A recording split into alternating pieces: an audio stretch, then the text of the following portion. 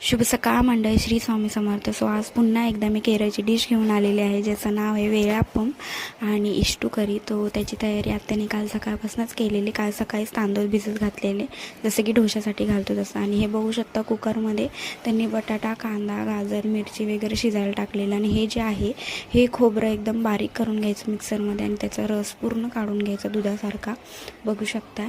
आणि काल सकाळीच त्यांनी मस्तपैकी तांदूळ भिजत घातलेले आणि संध्याकाळी मस्त बॅटर करून ठेवलेलं त्याचं मस्तपैकी. आणि त्याच्यामध्ये थोडंसं आता खोबऱ्याचा रस आणि थोडंसं मीठ टाकून ते हलवून घेतलेलं. त्याच्यात थोडासा सोडा टाकलेला होता, जसं की डोशासाठी आपण करतो सेम तसंच, फक्त थोडं वेगळं आहे. ह्याच्यामध्ये अजून काही टाकतात एवढं काही मला माहीत नाही, तरी मी सांगण्याचा प्रयत्न करते.